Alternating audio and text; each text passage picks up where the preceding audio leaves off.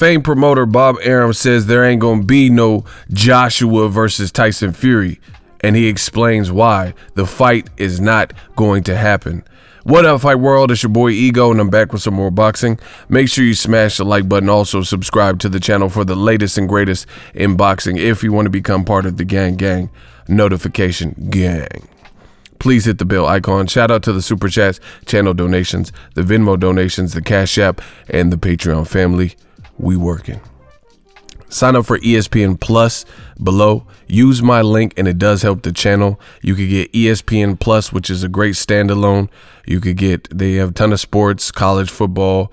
They got shows to, analyze the sports, special segments, docuseries, 30 for 30. Also Top Rank Boxing, UFC pay-per-view. Shout out to everyone that use the UFC 248 link and order that from your boy Ego, and it does help the channel. You can also bundle ESPN Plus with Hulu and Disney Plus, all three services, one price, $12.99 a month. I personally have all three apps. I use them, and it's great, especially if you have kids or travel. Use that link in the description. Again, this does help the channel. Now, Bob Arum did a long time no-see type of interview with Ariel Helwani. A lot has changed from, I guess, the time where they first did the interview. I think Ariel Helwani on his social media said last time he interviewed Arum, it was like 12 years ago, and he was going in on the UFC. So Ariel was kind of checking in with Bob Arum, had him on his show. A lot's changed since then. He's grown. He has his own show with ESPN. Bob Arum has boxing on ESPN. And, as far as the UFC, this video is not about that, so I'm not going to go too far into what he said, but Arum basically said the UFC and MMA is trash. Over the 12 years, he has not grown fond of the UFC and the style of fight from mixed martial arts. He said he doesn't care about it, and he's not going to front. Maybe it's his age, but he's not going to front like it's not trash.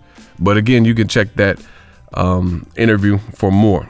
But regarding boxing, he did talk about Joshua versus Fury, and he says, take it to the bank. There won't be any Anthony Joshua after June 20th. So he says Joshua Fury ain't going to happen because Joshua after June 20th will be no more. Now, he goes on to say, whoa, because Ariel Helwani was, politely asking about an anticipated Joshua versus Fury fight. And, what would happen? Bob Arum immediately cuts him off. He says, whoa. Anthony Joshua is getting knocked out. Listen, Anthony Joshua is getting knocked out. He says June 20th at Tottenham Stadium in London by my guy, KUBRAT Pulev. He says, take that to the bank. There will be no Joshua versus Fury. So, I have a coin phrase that I came up with called fighter talk and promoter talk. Some people suggest that this could be, just promoter talk, a promoter promoting his fight and saying whatever. I actually believe, and Bob Arum, he's cunning. Sometimes he says stuff that doesn't sound believable, at least to me. I think he believes KUBRAT Pulev has a strong chance to beat Joshua, and rightfully so, because I agree that KUBRAT Pulev, given the right strategy or game plan, I just feel like Joshua's last year has him on the chopping block, and he's going to have to get some solid wins that are more respectable under his belt and show how he deals with certain things to kind of gain that back. I think his aura of invincibility, the undefeated record, the muscle bound stuff, the KO artist, all that aura and all that like persona and stuff was pretty much stripped away last year by Andy Ruiz. Fat guy, or the perception of a fat guy, and late replacement, and he did a number on Joshua. A lot of people, including myself, think Joshua quit. It was it wasn't Joshua's night. Bad loss, dropped 4 times, got greedy when he drew first blood and hurt Ruiz and dropped him. Ruiz got up, fought him in the pocket. So certain fights have certain implications, and I think this is just my opinion. I really feel Joshua in both Ruiz, not just the one where he lost, even the one in victory. I think those Ruiz showed too much of Joshua's learning curve. I think it exposed too much of his deficiencies. And, I'm not making any excuse. Joshua beat Ruiz. He slimmed down. His game plan worked. He adjusted his strategy. So props to him for that. But nonetheless, it was not a scintillating performance. To me, it wasn't this like master class, Floyd Mayweather classes in session type of virtuoso performance at all. He just, scraped by, did what he had to do. And I also believe Andy Ruiz turning up in the shape that he did with no real game plan. I mean, he squandered a huge opportunity. There was really no reason to not train for the biggest fight of your life. There's really no reason to come in at an unplanned 15 pounds heavier than you came in for a fight when you didn't even have full time to prepare. You seem to come in better shape. See, I thought all this was an advantage. Like, let's say Tyson Fury, when he fought Wilder in the rematch, he told you he was going to try to bring the fight to Wilder and bully him. That's why he gained the extra weight. But come to find Andy Ruiz, it looked like he came in the weight with, came in at the heavier weight, 280 something, with some type of plan. But come to find out, after the fact, he told his coach sorry at the post-fight press conference. I didn't listen. I was eating pizza. Sorry, guys. He apologized to his dad and stuff. So we later found out that this was totally unplanned and he was just undisciplined. And I have no choice but to factor that into, that's the guy that showed up for the fight, And even with that, there were moments where Andy Ruiz really was never getting anything off. You can argue he lost every single round, but there were moments, little tiny moments where, he wasn't lethargic and he tried to put some punches together and maybe landed a shot or two, and Joshua wanted none of it. So guys like KUBRAT Pulev, experienced guys, and, it's the heavyweight division. I think guys like KUBRAT Pulev, he already fought Klitschko, lost to Klitschko, and I think the blueprint is kind of out there of what Joshua struggles with. Now, it doesn't mean just you could be some sucker and beat Anthony Joshua, but it does mean that people are going to try to exploit that. And as far as Andy Ruiz in the rematch, it's not proven that that same game plan and philosophy where the shorter man coming in Joshua's wheelhouse and exchanging with him won't work. For Ruiz's part, unfortunately, Ruiz literally did nothing to help his case, and he didn't show up to win.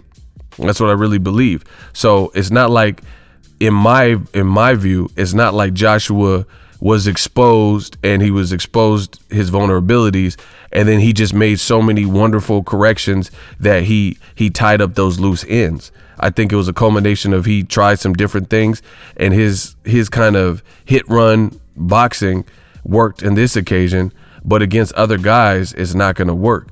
So it's going to be curious. I'm going to be curious to see what Joshua's weight is. I'm going to be curious to see what his strategy and game plan is going forward, because right now, to me, this is the time for people to step in and overtake Joshua. So I actually agree with Bob Arum, because I think he doesn't have an identity.